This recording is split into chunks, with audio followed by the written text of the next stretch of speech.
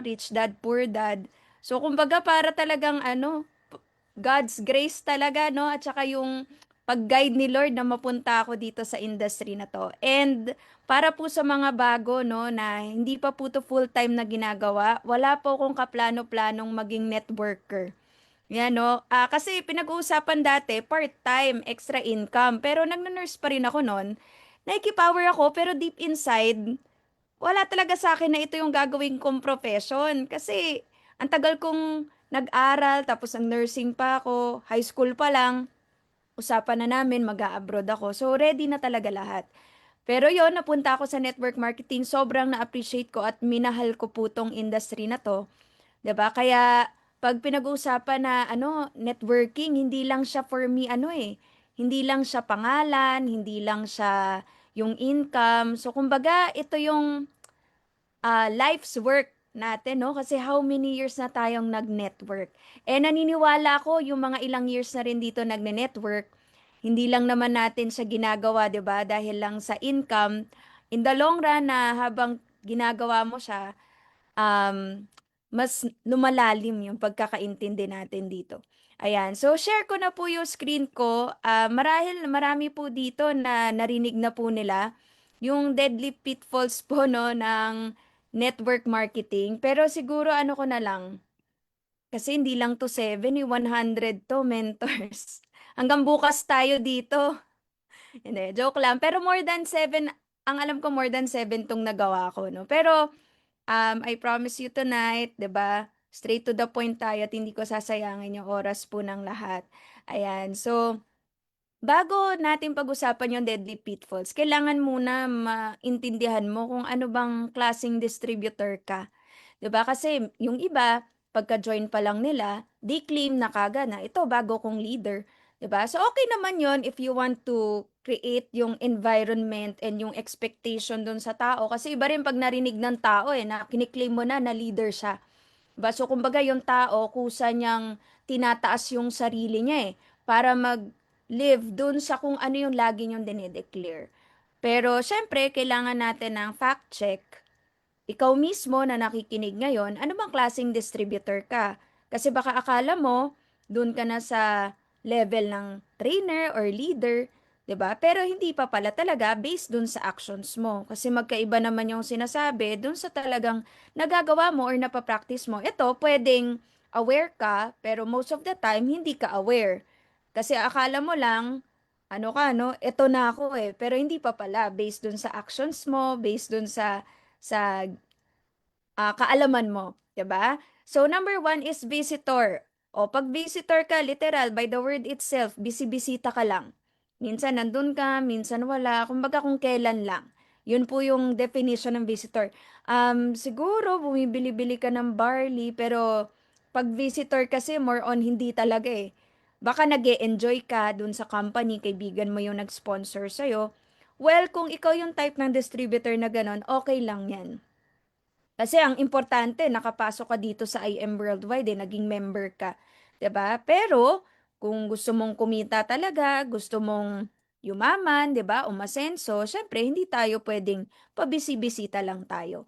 Next natin is participant. So nagpa-participate ka either sa birthday party. May kakilala ba kayo na part ng organization nyo, 'di ba? Na sa party mo lang makikita.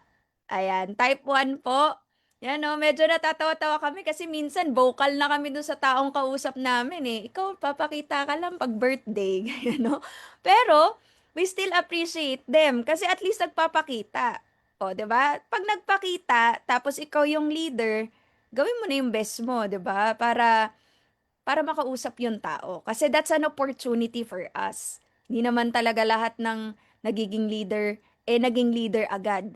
'Di ba? It takes time, pwedeng 1 year, na kinulit-kulit pa ulit, 'di ba? Nag-pay in na nga, pero kinulit mo pa rin, pinalo mo pa rin. So, ikaw naman, kung ikaw naman yung participant, good for you. At least nagpa-participate ka. Pero kung gusto mong umasenso, gusto mo yumaman, gusto mo ng passive income, hindi pwede na hanggang dyan lang tayo. Next natin is user. Marami na nagjo-join sa atin as user ng products, 'di ba? User pa lang ng products natin. 'di ba? And usually yung mga users, ang common na sinasabi nila, "Ay, user lang ako, eh. Hindi ko maaasikaso 'yan, busy ako diyan."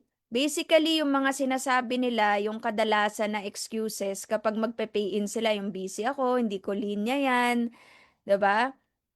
So, wala akong time na gawin 'yan, gano'n usually, 'di ba? Pero okey lang 'yan, at least user. Kung ikaw naman may downlines ka na puro user, congratulations sa'yo kasi yung uni-level mo palaki ng palaki, 'di ba? Pero kung ikaw naman yung mismong user, kailangan i-open niyo yung mind niyo 'no? Pero I think nandito kayo ngayon, so baka hindi lang kayo user, 'di ba? Pero kung ikaw nakikinig ka ngayon, pinilit kang papasukin dito sa Zoom, 'di ba? At more on alam mo sarili mo, more on purchase ka lang. Yung pagiging user po, that's one way para maging active yung account niyo sa IM Worldwide. Pero, kailangan i-open mo pa yung mind mo na 'wag mo na kaagad tuldukan. 'Pag inaya ka na gawin yung negosyo, inaya ka sa meeting, 'wag mong tuldukan na, "Hindi ko kaya 'yan, hindi ako mahilig sa ganyan, hindi ako ma-sales talk na tao." 'Di ba, yun yung laging sinasabi ng mga users, 'di ba? So, keep an open mind. Kung ikaw nga nag-join, hanap ka lang ng mga taong users din, nag-start na yung negosyo mo agad, 'di ba? Next natin ay yung mga inviter. When you say inviter, sila yung nagso-sponsor na, hindi lang yung nagpapa-PE ng package, kundi nagpu-push din ng mga products. Kasi by the term itself, they invite people to use the product, they invite people na mag-member. So, marami na ako naging downlines na inviter, magaling sila mag-sponsor, magaling sila magbenta. Ang lacking naman sa inviter, okay siya dun sa sales, pero usually, quote and quote, yung tamad. 'Di ba? Tamad dun sa after na gagawin. Kadalasan, tinatamad sila na i-follow up yung tao, tinatamad sila na i-meeting pa. Eh kasi yung iba nakafocus talaga sa income, 'di ba? Usually yung mga ganito na napansin ko, yung mga sales individual, yung kumbaga marami sila ibang ginagawa ta's nasa sales na talaga sila. Kumbaga sanay sila sa income na 'pag miniting ka ngayon, 'pag nag-join ka ngayon, may commission sila, 'di ba? Ta's after nun wala nang gagawin, kumbaga benta lang talaga. So, hindi rin siya enough.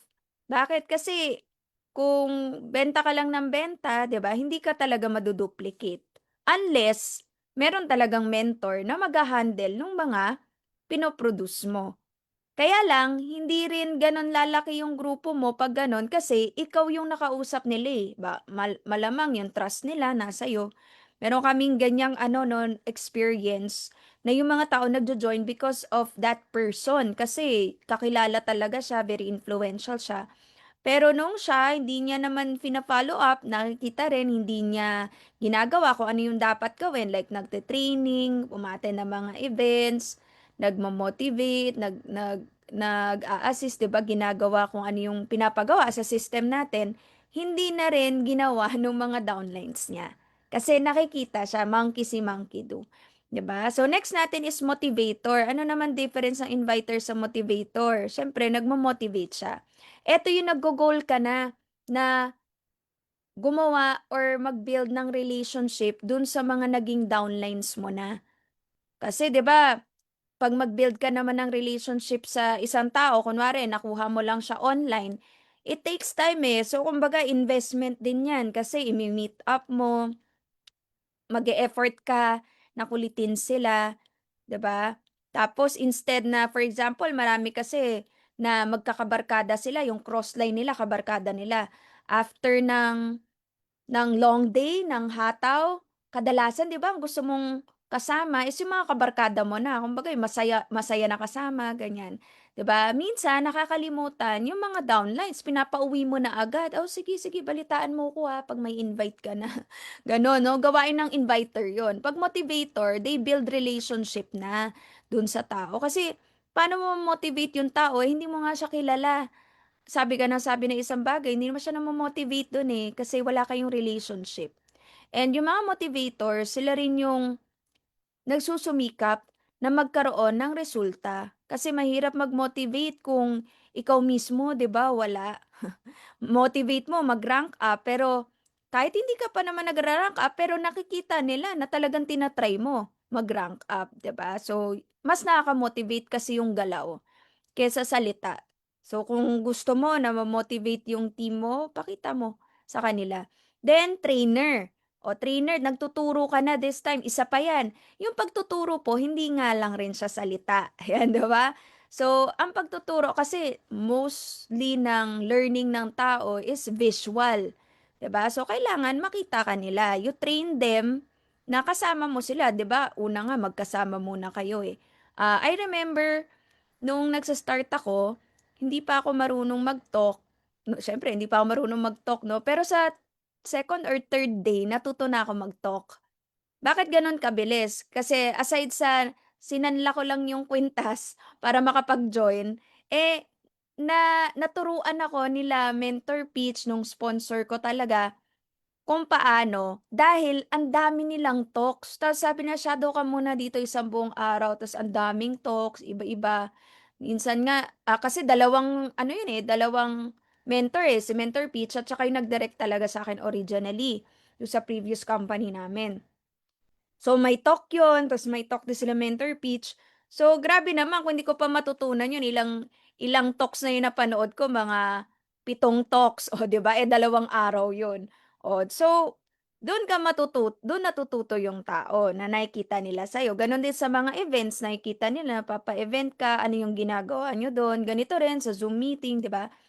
Yun siya. Very important na mag-train kasi 'yan yung nagga-guide dun sa tao. Kung ano kasing tinrain mo dun sa tao, yun din yung ma-adapt nila down the line, 'di ba? So kung gusto mo na ng maayos na grupo, 'wag mo nang hayaan na hindi hindi okay dun sa simula pa lang. 'Yan, then leader. 'Yan, ito na yung highest talaga. So in order for you to become a leader, siyempre it involves yung influence mo kasi ang daming factors dun sa pagiging leader, and eto pala siya, yung leadership mo, yan yung magde-determine ng success mo, 'di ba? So, ano pala yung pinaka-igo-goal mo sa sarili mo? To become a good leader. So, maraming bagay na nag-i-involve para maging leader yung isang tao. Number one, yung integrity, 'di ba? Yung ginagawa mo, kung ano yung sinasabi mo. Number two, 'di ba? You lead na meron kang gusto laging iambag.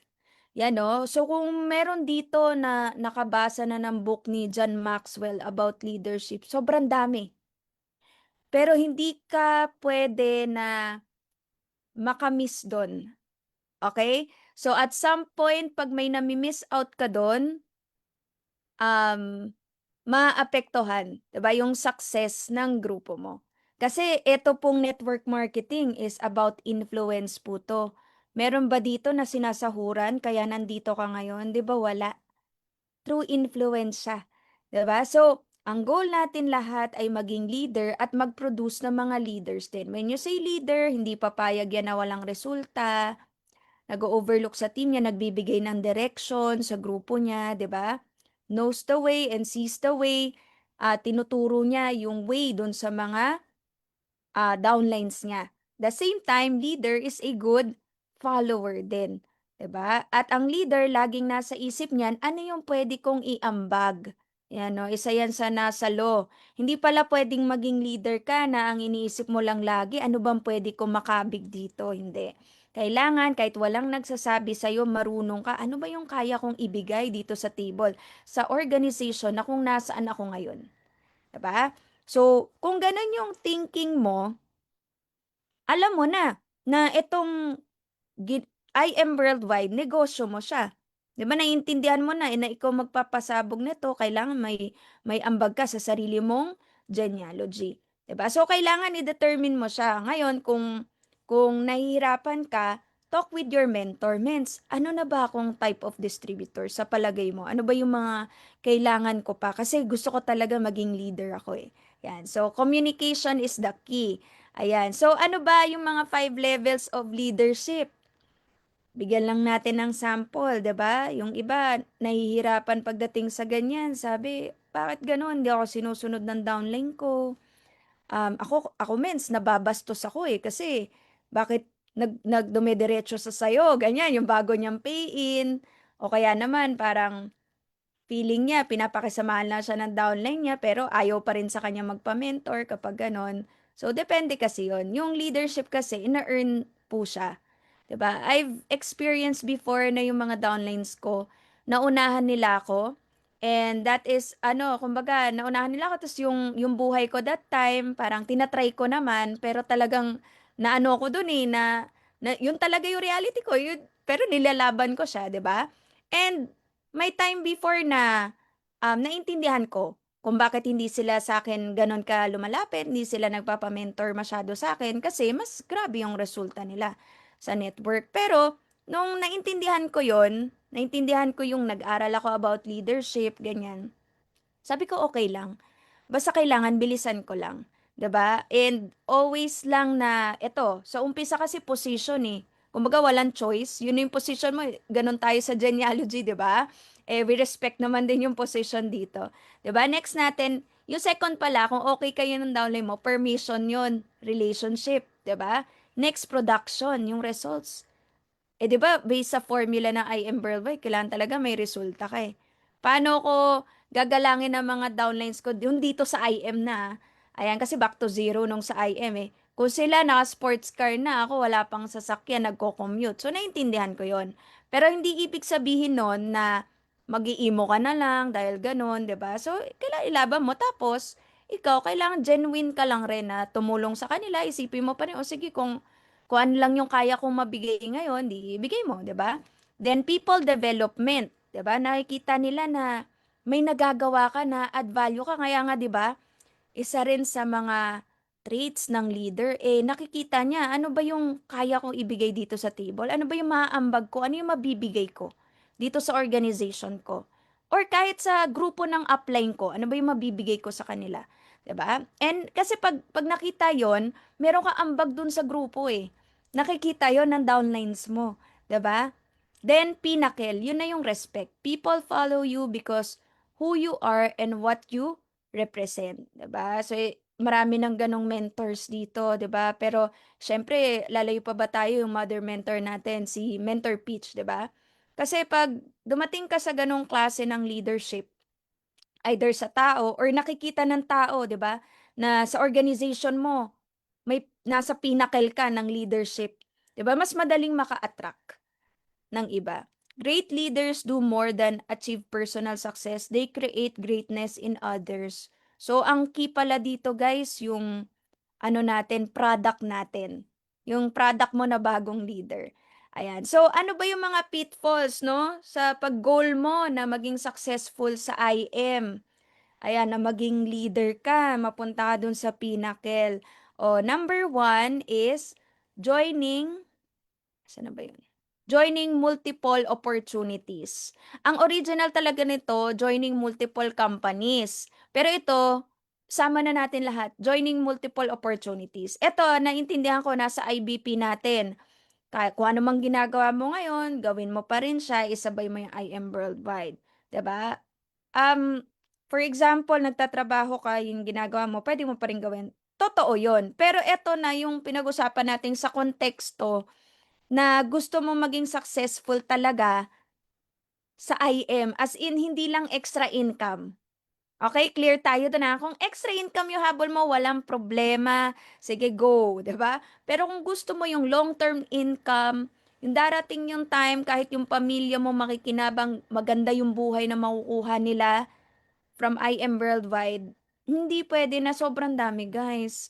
O hindi pwedeng iba-iba. For example, nagwo-work ka tapos inad mo yung IM Worldwide tapos the next week nag-real estate ka, the next week nag-ano ka, insurance ka.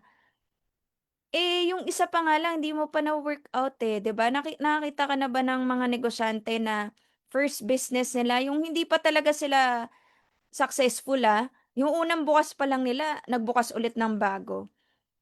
'Di ba? Baka hindi na 'yon first time na negosyante or kaya sobrang dami na niyang nile-leverage 'pag gano'n or money works for them. Pero sa totoo lang, kung titingnan mo naman si Henry C, nag-focus naman muna siya do'n sa retailing niya tsaka do'n sa SM niya, 'di ba? Wala naman muna siya bago siya nag-open ng iba like mga real estate, dun muna niya inalat yung oras niya. Nung okey na yon saka na siya next, 'di ba? So, ano tayo, kalma ka lang, 'di ba? Bigyan mo 'to ng panahon kasi I Am Worldwide, eto nga explanation nila Pres, um, 10 years yung mindset nila na talagang walang tigilan kasi sabi nga ni Pres 10 years na kailangan naka-full blast ka talaga para dumating siya sa point na aandar siya ng kusa. Yung alam mo yung hindi mo na siya madaling matibag, gano'n, 'di ba? So, gano'n din yung sa'tin. Hindi ko sinasabi na 10 years bago ka kumita dito. Pero kung gusto mo talaga na aralin mo kasi muna mentors, 'di ba? So, ang hirap na ang dami mong ginagawa. Hindi ka makaka-focus talaga niyan. Puwede kang kumita pero pang long term hindi, 'di ba? Sabi nga, "Follow one course until you become successful." O, 'di ba? The successful warrior is the average man with laser-like focus. Focus ka muna. Tapos nun, yung pagfo-fokusan mo rin kung ano yung ano mo, yung kailangan mo dun sa level mo. O kunwari, bago ka pa lang, wala ka pang kahit isang downline, focus ka na maging magaling ka, focus ka sa prospecting. Okay? 'Pag wala ka pang downline, focus ka sa kung anong kailangan mo, inviting and prospecting and marketing. Lahat ng panahon mo ilagay mo dun, tapos expose mo lang yung sarili mo, dun ka muna mag-focus. 'Di ba? Kasi baka mamaya yung focus mo iba-iba rin, nandito ka na sa loob ng IM pero wala ka pang downline, ang focus mo na is maging sobrang galing na trainer mo na. 'Di ba, na para magiging motivational speaker ka na. So, hindi tayo inline do'n. Bakit? Kasi do'n ka muna sa kailangan meron kang imo-motivate. Anong gagawin mo? Wala kang imo-motivate, 'di ba? Marketing, inviting, yun muna. Yung i-focus mo, lahat ng lakas mo, kailangan maka-invite ka everyday. Kasi yung pagtutok naman, pag gagaling ka mag-talk, gagaling ka mag-training, to follow siya. Kasi pag ginagawa mo naman siya, meron ka talagang itutok, may training ka, sasamahan mo siya sa training room. So, as you do the business, natututo ka na rin. Next natin is reinventing the wheel. Yung sinasabi na sa'yo ng mga mentors, ito yung gagawin natin, pero iba pa rin yung gagawin mo. I learned it the hard way kasi meron akong ugali before na hindi gusto ko munang patunayan sa sarili ko.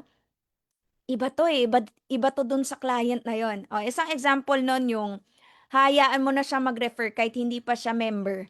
Isang example yon, 'di ba? So kumbaga ako nadadala kasi ako sa usapan eh. So kumbaga pag ganun na ako, parang nadodominante ako ng kausap ko before.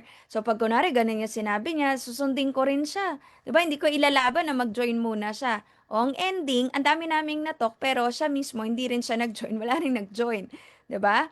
So, 'wag mo na i-reinvent yung wheel. Pakinggan na natin si mentor kung ano na yung napatunayan, 'di ba? Tapos, for example, meron ka nang nakita na gagawin mo ngayon, 'wag kayong kunwari napili mo itong bilog kasi ito na talaga yung nag-work, 'di ba? Yung iba naiinip. Kunwari yun na yung ginagawa nila. Isang example niyan, let's say, um, video marketing, example gano'n, 'di ba? Um, Kunwari dun muna yung ginagawa mo ta's nakita mo, ay ito yung ginagawa nila more on flyering. Alam mo yung hindi mo pa natatapos yung nauna mong program, lipat ka ulit sa panibagong kung ano yung nakita mong uso. 'Di ba? O kunwari naka-mindset ka na, building ako kahit anong package 'to. Ito yung activity namin, pak, pak, pak, 'di ba? Ito gagawin naming ano, schedule. Tapos nakita mo, meron nakakapagpa-pay in ng ano, 70 jades, ganyan. Ano ang background nung kasi nangyari talaga yan eh, nito yung latest na nag-black diamond, pinapasok 100 jades, isang araw yun mentors 'di ba? So syempre, wow, ano ginagawa yan? Syempre empowered ka. Negosyante. So, yung program mo na gano'n, parang iiwan na. Tapos dito tayo kasi ito yung nakita natin ano, kaya lang siyempre 'di ba, hindi mo puwedeng iwan yung current mong ginawang program kasi number one yung grupo mo malilito. Paano kayo lilipad kung hindi consistent yung gagawin niyo, 'di ba? And proven na rin naman kasi 'yun, 'di ba? So, kung pwede, idadagdag yung concept ng iba, pero hindi mo ititigil, hindi mo babaguhin yung paulit, palipat-lipat ka ng sistema ng grupo mo. 'Di ba? So next, not attending trainings. Yan, no? Yung mga trainings, meron kaming training na 30 minutes lang talaga a day. Yun yung 6 o'clock habit. Pero yung 6 o'clock habit na yun, para lang talaga sa mga bago at saka para makapag-duplicate kami ng mga bago, 'di ba? So, pero kung ikaw, first time mo mag-network talaga, lalo na kung first time, 'di ba? And ay, kudos sa mga nagte-training pa rin kahit na mga may grupo na sila, no? Actually, hindi ko na talaga alam kung ilang trainings na yung na-attendan ko eh. Sa totoo nga lang, dati nung wala pang Zoom, walang online, pagod na pagod na ako dun sa pagtatrabaho ko sa ospital. Tapos kinocommute ko pa yung minsan, ang layo na nilalakad ko pag walang jeep sa Annapolis. Di ba pupunta doon sa office namin? Gano'n ko na-value yung training, 'di ba? Kasi yun yung sabi kailangan daw umattend na umattend ng training and dumating nga sa point 'no, kahit natutulog ako parang alam ko na yung sasabihin ko dun sa tao. Kahit na dalawa na nga yung naiisip ko sa utak ko, kunwari naiisip ko samgyup, pero yung bibig ko, yung training pa rin yung nasasabi. Kasi 'di ba may time 'pag nasa harap ka ng stage or kaya nasa harap ka kunwari sa seminar room, 'di ba nagsasalita ka pero nagugutom ka na. So pumapasok na sa isip ko yung kakainin ko mamaya, pero nasasabi ko pa rin yung kailangan i-training. So yun yung power ng repetition, 'di ba? So keep educating yourself. Eto pa guys, 'pag hindi ka kasi uma-attend ng trainings, kapag hindi mo ginagawa, kasi part din ng training yung sinusunod mo yung sinasabi ni mentor eh. Kunwari may activity kayo, sino dito yung minsan aminin natin 'no, nagdadahilan ka sa mentor mo, "Hindi ako makakapunta mens, eh." Ayan 'no. Pero para kasing either tinatamad ka or talaga namang may excuse ka, 'di ba? Pero guys, 'pag hindi mo ginagawa kasi yung paggawa, yung ginagawa mo mismo, 'di ba nga kaya nga 'di ba may tinatawag on the job training? Sa on the job training di ka naman naka-online nun, di lang naman kayo nag-uusap nun, di ka lang nakikinig. 'Di ba yun yung talagang practical din, may halo siyang gagawin mo talaga. Oh, so yung mismong sumama ka dun sa hataw nila mentor kahit wala kang invite, 'di ba? That's a form of training kasi nakikita mo yung actual na ginagawa eh. Tapos may chance ka pa nun na sa'yo mismo ipagawa. So marami rin ako before na experience na ako yung nagto-talk dun sa mga prospects nila mentor pitch. Pero hindi naman siya necessarily sa akin mapupunta, masa-spill over and siyempre of course direct nila yun, 'di ba? Pero dahil dun natututo ako, 'di ba? Then next natin, overinflating your product and income. Yan 'no. So kumbaga talagang sa sobrang gusto mo na makabenta, even yung barley sabihin mo na nakakabuhay ng patay, ganyan 'no. Nag-aano ka na, kunwari, may problema sa kidney. As in hindi na gumagana yung kidney niya, pero ikaw sabi mo 10 sachets niyo po yan ng barley, bili na po kayo ng 3 boxes dito, i-consume niyo po all at once. Grabe gagaling po kayo. O 'di ba? O ano nangyari dun sa tao? Biglang hindi na makahinga, 'di ba? Eh may mga wellness hour naman tayo to educate ourselves, 'di ba? At the end of the day, decision pa rin naman ng tao 'yun, pero hindi always be on the safe side. 'Yun lang naman guys kapag may kidney problem lang naman eh, 'di ba? Kailangan lang i-check yung potassium at saka GFR nila. Pero the rest naman okay na yung product natin. Pero yung point ko dito, wag mo namang i-over-exaggerate na hindi naman pwede lahat ng tao, 'di ba? Wala po 'tong sabihin mo, wala po 'tong ano, um, anong tawag dito, overdose. Benteng sachet po para talagang ano 'no, bumili siya ulit sa'yo, 2 boxes agad. Eh, ano na yon exaggeration na yon 'di ba? So, siyempre kung 20, 30 grabe naman yon. Baka kasi iba yung dating dun sa tao, baka talagang literalin ka niya kahit hindi naman dapat, 'di ba? So, mag-iingat pa rin tayo pagdating sa ganun, guys. Ayan, and sa income, of course, 'no? Ayaw natin na may na-experience kami niyan, kinorek talaga namin kasi kumbaga ano, eh, hindi maganda kasi we promote integrity, 'di ba? Mas okay na na mas okay nga yung mindset mo kunwari wala ka pang result ngayon, tinatrabaho mo pa siya pero yung makita talaga nila na, "Oh, grabe kahit wala pa siyang resulta pero totoo yung sinasabi niya, tinatrabaho niya, ang sipag niya, 'di ba?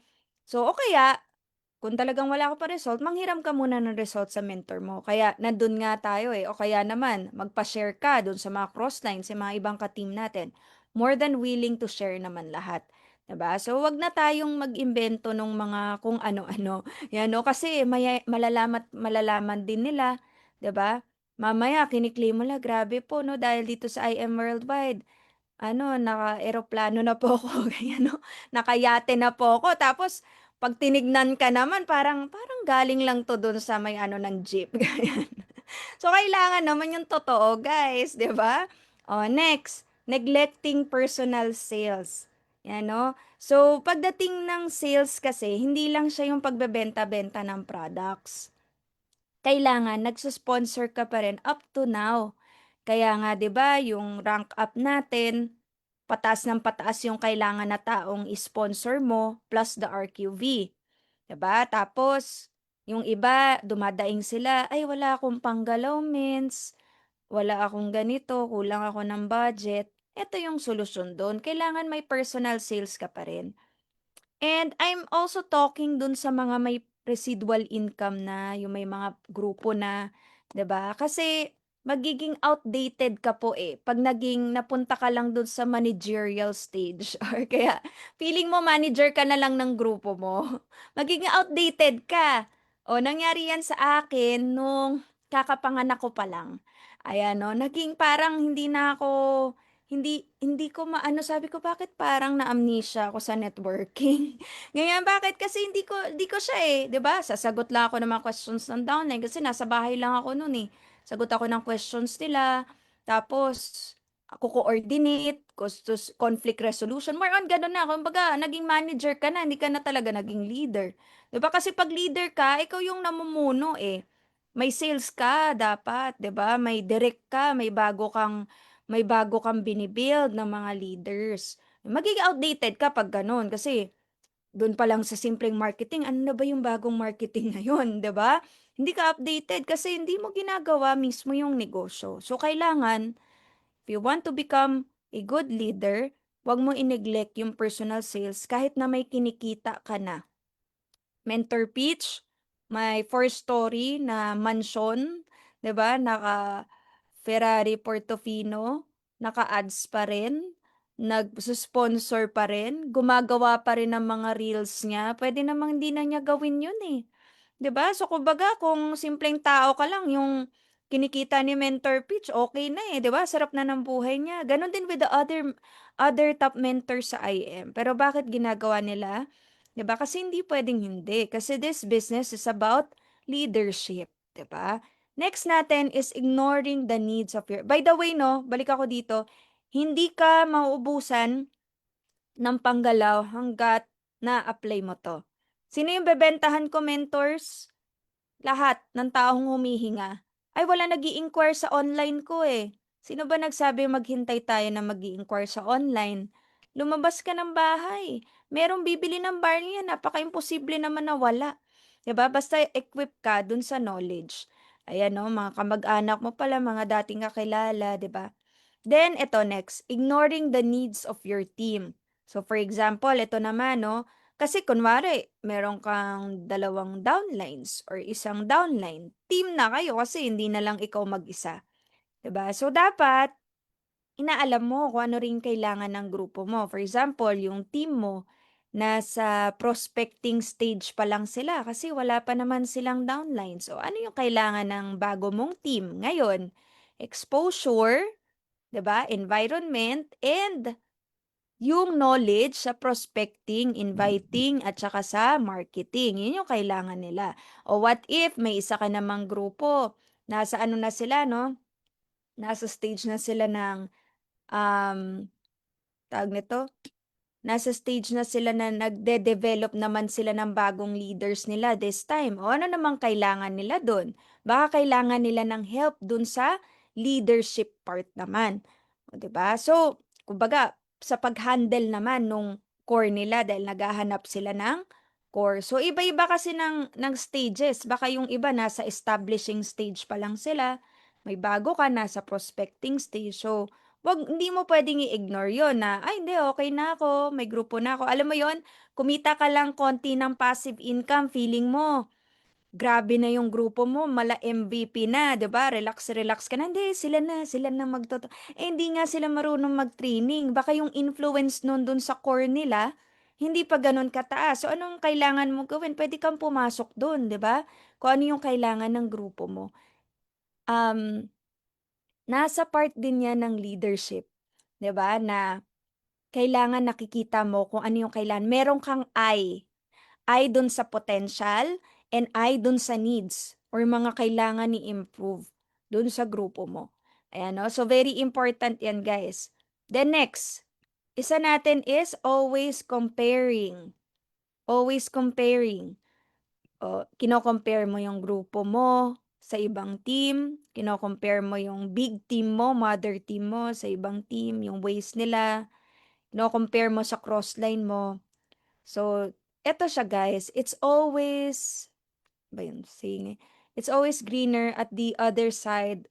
The grass is always greener, tama ba? At the other side of the fence. So, kumbaga, pag tinignan mo kasi, ay grabe, buti pa siyang sarap ng buhay niya. Grabe, no? Na meron siyang ano, buti pa siya ganito. Buti pa yung team nila sobrang saya. Buti pa yung team nila hindi sobrang dominante ng mentor.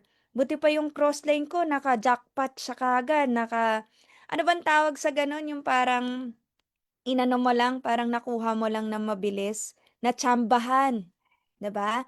So, 'pag tinignan mo lang kasi from afar, parang gano'n siya. Kaya lang, hindi naman natin alam yung sa loob, eh, 'di ba? So, hindi mo puwedeng i-compare na ito nakatsamba lang 'to, eh, swerte-swerte nito sa buhay. Pero hindi mo naman alam at closed doors kung ano yung binigay na sacrifice nung tao na yon, kung ano yung mga silent battles nila. Hindi mo rin alam yung sa grupo, kung ano yung mga naging conflict na lalagpasan nila, 'di ba, na nakikita mo lang sila from afar. So, wag ka na mag-compare and ang kailangan lang maging grateful ka kung nasaan ka ngayon. 'Di ba? So, napakaimportante no kasi yung comparison, it will steal your joy. Joy sa grupo mo, joy dun sa buhay mo ngayon, joy dun sa mga binigay sa'yo. Minsan, buti pa yung grupo niya. Yung mga downlines niya talagang sumusunod, napakasipag. Yung grupo ko, puro user. O, 'di ba? So, kailangan mo o kaya yung downlines nila, puro high-end. Ganyan 'no, puro high-end, puro jade yung pinapasok. Samantalang ako, ganito lang yung mga pinapasok nung grupo ko. Ay naku, ganyan 'di ba kasi hindi sila nakakapagpa-join ng malaki. Pero malay mo, yung tao na merong puro mga jades, wini-wish niya na magkaroon ng grupo na kagaya mo kasi ang gusto rin pala niya, magkaroon siya ng army niya, army of leaders, 'di ba? Siya, jade, 'di ba? Tapos wini-wish niya yung sa'yo, ikaw wini-wish mo yung sa kanya. So, kasi nagko-compare kayo, 'di ba?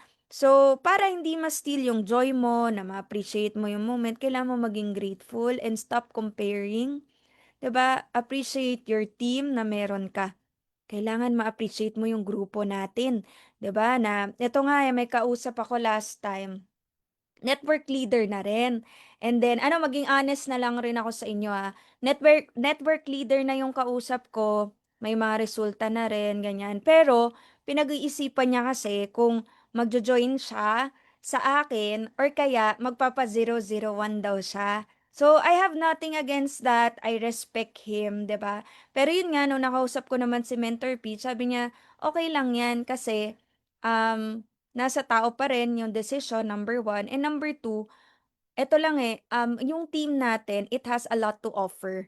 So kasi marami, ito yung environment, yung samahan, yung incentive, aside sa incentive ng company, 'di ba? So okay lang 'yan kasi kapag gano'n naman, ang mawawala sa kanya yung benefits ng pagiging part ng team MVP. And do you agree diyan, mentors, gano'n, 'no?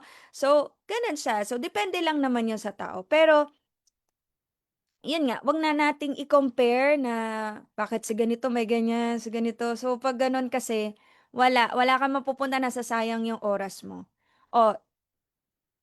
Related 'yan sa always comparing sa lack of edification. Ayan. If you don't appreciate po kasi kung anong meron tayo, hindi mo siya may edify. 'Di ba? Out of the abundance of the heart, so as the mouth speaks, paano ba yung edification, 'di ba? Sa actions din yan at saka sa sinasabi mo. When you don't appreciate your team, hindi mo siya ma-edify. Same as with your company. 'Di ba? Hindi mo maitataas. O ganito, marahil yung mga mother mentors natin, yung top mentors natin, na-edify natin. But let's face it, may mga magkakagrupo na hindi naman ganun kalayo yung difference ng success nila or kung kailan sila nag-start dun sa mentor nila. Tama, maaring ang mentor natin, student. Tapos ikaw, established ka na sa buhay. Tapos yung nag-sponsor sa'yo, student siya. Or kaya alam mo sarili mo, na mas nakakataas yung estado mo sa buhay compared dun sa mentors mo, 'di ba? So minsan, na ano natin na ayaw may edify, of course, 'di ba? Gusto natin i-edify lagi yung pinakamataas, 'di ba?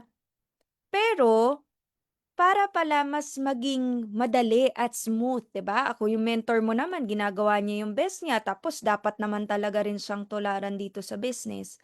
'Di ba, kailangan ma-edify mo pa rin 'yan, yung mismong grupo ninyo.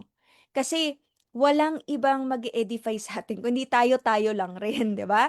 And 'pag naintindihan mo talaga 'to, napakaimportante nito sa negosyo natin, yung edification. Ano ba yung edification? Yung bini-build up mo yung isang organization, yung isang tao, yung isang bagay, yung isang complan. You need to edify that. So, example, si mentor nagto-talk, o 'di ba?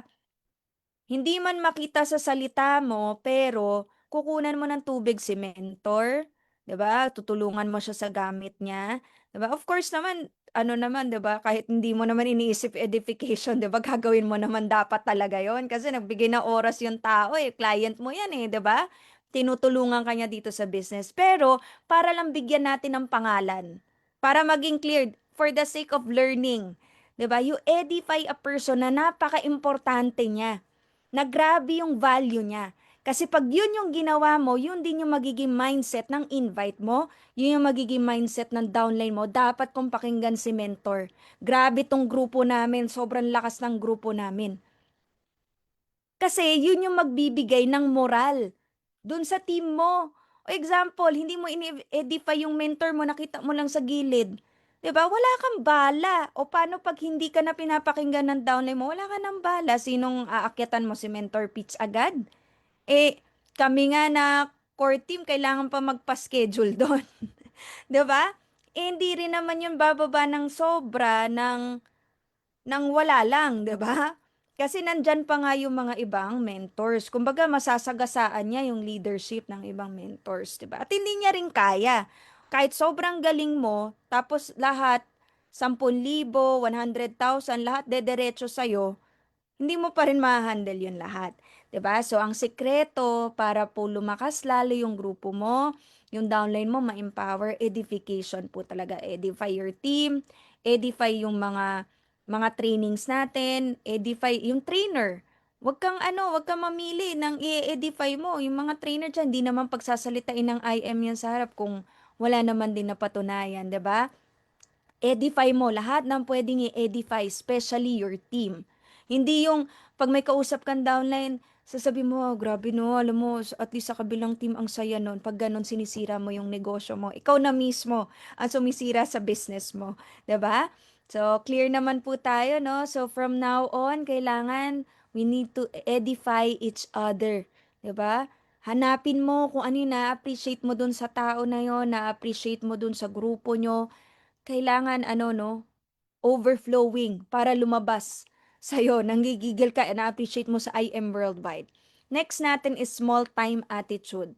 Your attitude determines your direction. Alam mo yung tingin mo pa rin until now na kahit ginagawa mo yung networking 'no, dahil hindi pa gano'n kalaki yung kinikita mo, 'di ba?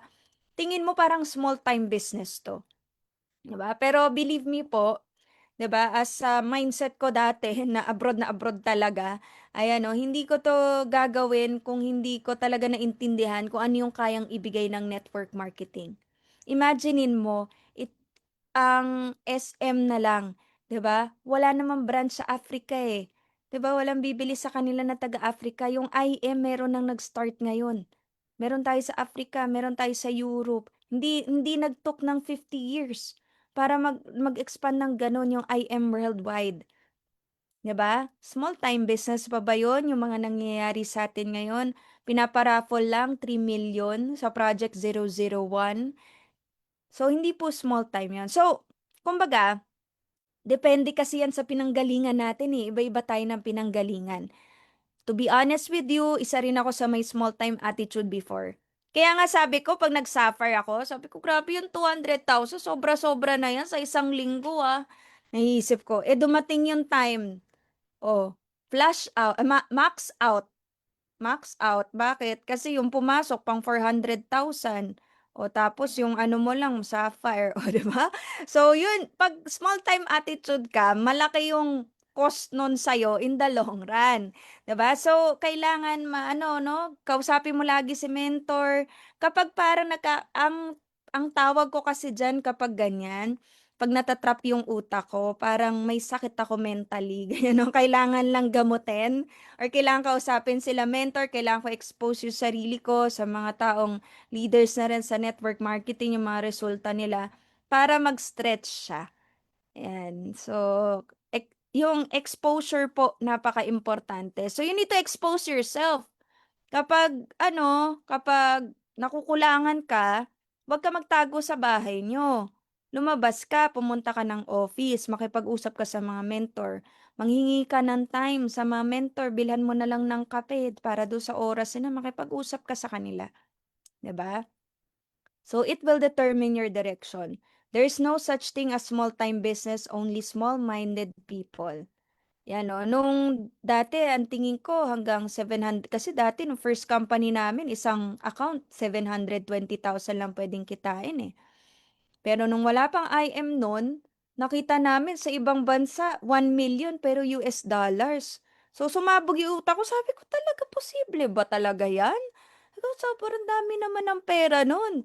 Pero good news, 'di ba, yung kompla ng IM inadapt na, kumbaga reading-ready na siya sa gano'ng amount ng pera, 'di ba, sa gano'ng amount ng income.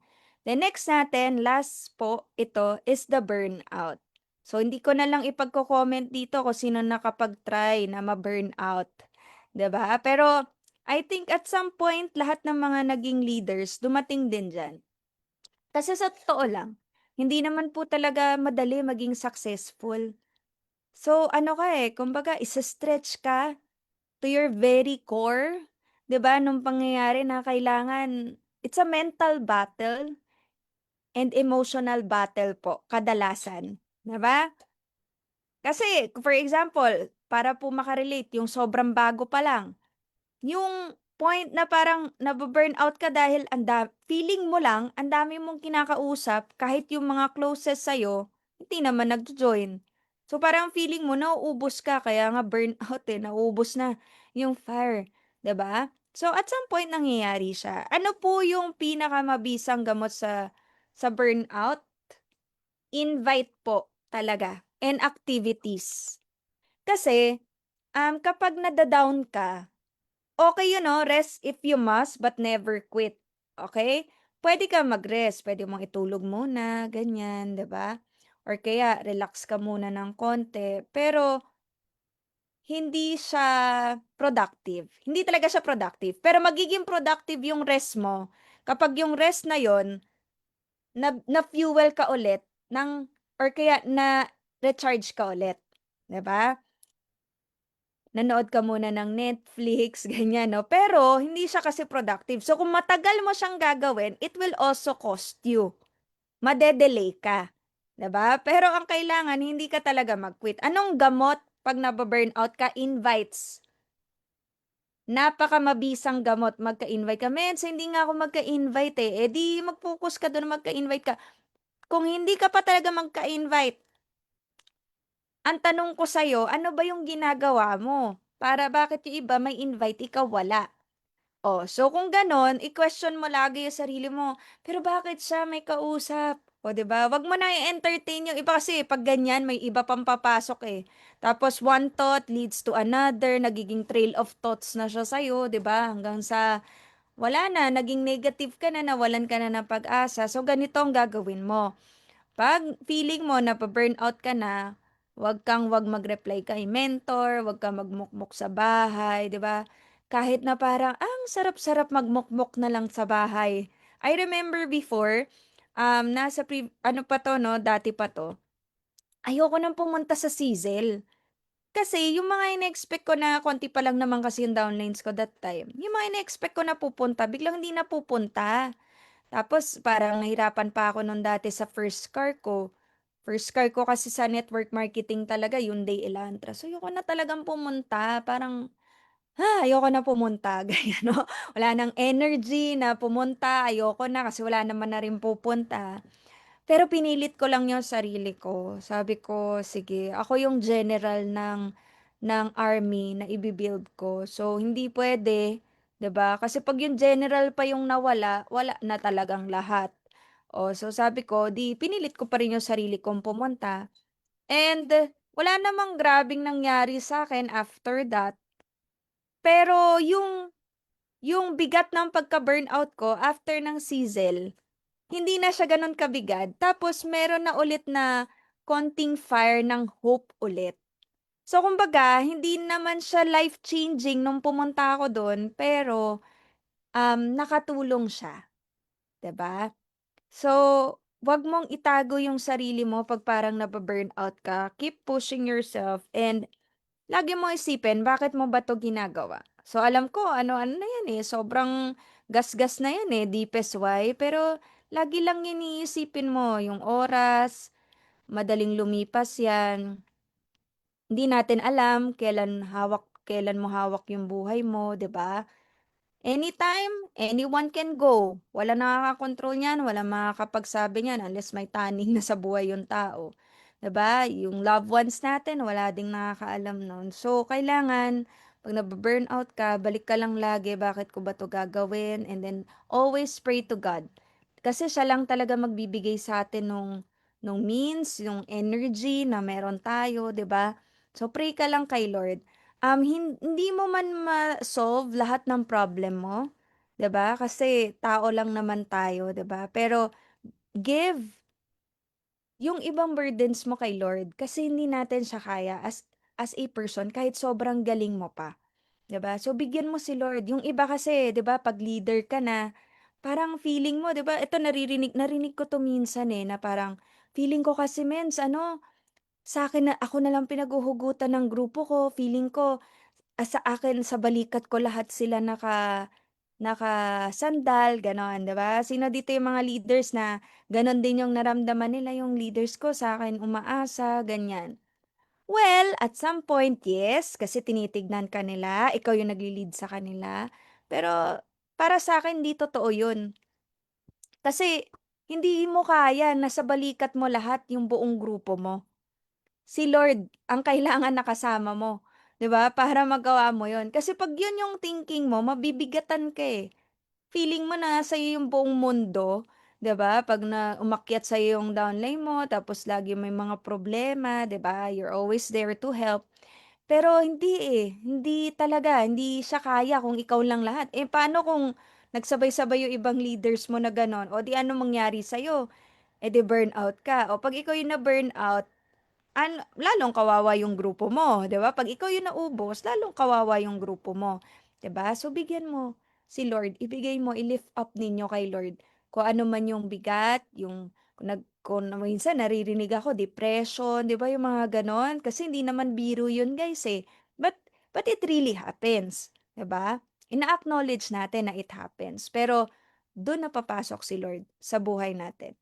Then, eto nga 'no, successful people take responsibility for their actions, help others succeed, practice continuous learning, talk about ideas. So eto sinisikap ko 'to 'no, especially 'pag nakikipag-usap ako sa mga downlines and sa sarili ko rin, 'di ba, na 'pag may mga bagay na nakakalungkot sa'yo, I acknowledge my emotions, pero ayoko siyang tambayan. Ang iniisip ko na kaagad, ano ba yung solution dito? Ano ba yung ideas na pwede pa? Tas pinagdadasal ko, "Lord, ano, bigyan niyo kami ng wisdom na paano kami magkaroon pa ng bigger team, bigyan niyo kami ng wisdom, paano ko ma-develop 'tong bagong tao na 'to kasi potential 'to." Yung gano'n, 'di ba? Kasi si Lord magbibigay ng wisdom sa'tin, ng idea sa'tin. Parang sa IM, yung mga nangyayari sa IM, ako naniniwala may post ako niyan, eh, talagang naniniwala ako hindi lang talaga sila Press and VP yan, sila GM. Si Lord talaga na nagbigay niyan kasi paano mo naman maisip, 'di ba? Song Joong Ki puno yung MOA Arena, 'di ba? Eh, hindi naman natin main event yun.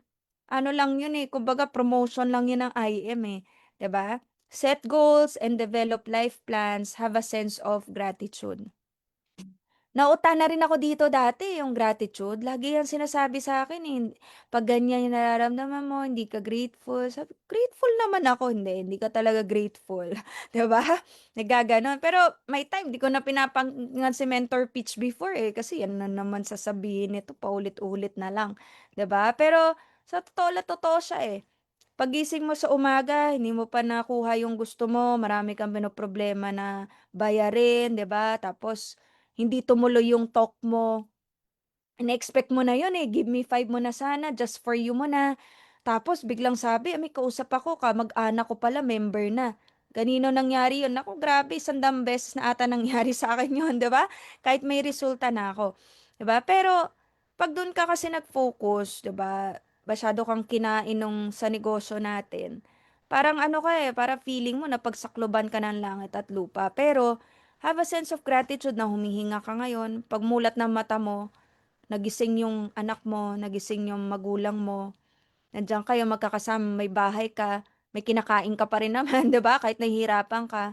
O, tapos tuloy yung buhay. Ibig sabihin kasi na buhay ka pa, may tsansa ka pa eh. Wala nang tsansa kapag patay ka na, 'di ba? And usual na successful people, they blame others. Pag naintindihan natin yan, tayo talaga yung gumagawa eh, 'di ba? For example, naloko ka. Ito na lang perfect example niya, naloko ka, na-scam ka. Puwedeng 'di ba ang usual response sa iba, "Eh, kasalanan kasi niya, niloko niya ako, eh." 'Di ba? Pero yung time na nag-decide ka, kunwari nabigay mo yung OTP mo, ikaw pa rin nagkamali dun, eh, 'di ba?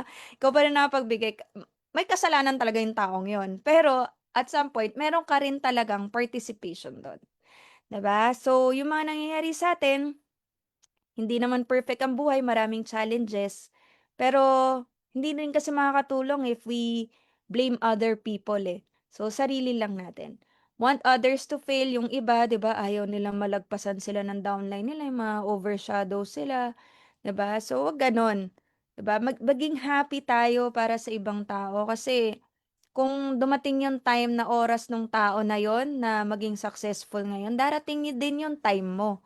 'Di ba? Then talk about other people, 'yan 'no. Never set goals and no plan. Alam mo yung bahala na si Batman, 'di ba naging mentality 'yun ng Pilipino, bahala na si Batman. Kaya lang kung may hinahabol ka, yung anak mo hindi naman 'yan bata habang buhay o gusto mo ibigay yung best na sa kanya, parents mo rin, 'di ba? So walang time na magpa-petiks-petiks and have a sense of entitlement. Alam mo yung feeling mo na dapat pagsilbihan ka lagi. Isang example niyan kunwari sa office, nagrereklamo yung iba, "Dumi-dumi naman ang office na 'to, ba't ito nakakalat?" Ganyan. Eh, opisina mo rin 'yun, 'di ba? Hindi ka naman dito customer, eh, distributor ka na. So, ibig sabihin yung office ng IM Worldwide, opisina mo na rin. So, ano yung gagawin mo 'pag gano'n? Oh, 'di ba? So, 'yan mo na. Ikaw na yung mag-ayos. Ano pa yung mga ibang example ng sense of entitlement? Si mentor. Hindi ako nilibre o kaya isa ako sa power leader niya, ba't hindi niya ako hinatid? Alam niya namang wala akong sasakyan. Nahirapan pa ako. Oh, 'di ba? So, parang entitled ka na 'no, na ano ka 'no, nakakaangat ka sa iba. Si mentor naman tinuturuan ka lang niya na mapunta dun sa right journey mo, 'di ba? Hindi ka niya puwedeng i-baby, kasi 'pag na-baby ka magiging lampa ka, 'di ba? Ang tao kasi na laging bini-baby, 'pag dumating na yung mga unos nagiging lampa sila, 'di ba? Baka hindi mo kayanin in the future. So, parang gano'n and nakita ko 'yan 'no, na na example ng mga BODs natin Wala silang ano, yung grabeng self-entitlement talaga na kahit kasi magkakasama kami simula dati pa, hindi naman sila nagbago, Na for example, basta hindi sila nagbago na, o kailangan talagang parang Diyos yun na kami, ganyan.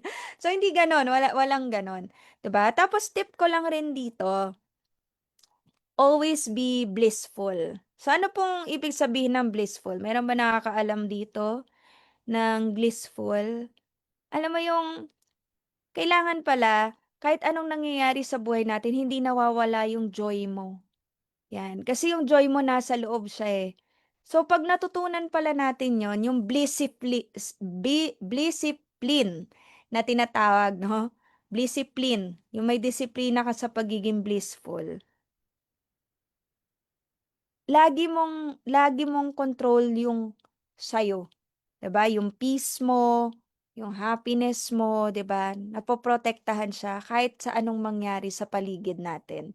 'Yan, kasi hindi natin control talaga yung sa labas, hindi natin control yung ibang tao, 'di ba? Ang control lang natin yung sarili natin. At the end of the day, we are accountable to ourselves. Our success is a result of what we do and what we think. 'Di ba? Kung ano yung naiisip mo, 'di ba? It has an impact dun sa galaw mo, 'di ba? So at the end of the day, decision mo pa rin siya, ikaw pa rin 'yun, 'di ba? So 'yun. So anyway, no, I can talk about 100 pitfalls sa IM, pero I don't want to take so much of your time, mentors, and hopefully meron akong kahit papaano na impart sa inyong lahat. And I'm praying, no, lahat ng nakikinig dito ngayon magkaroon ng maraming pay-ins, malaking grupo, and magandang buhay sa IM Worldwide. Thank you so much and God bless everyone. Ayun.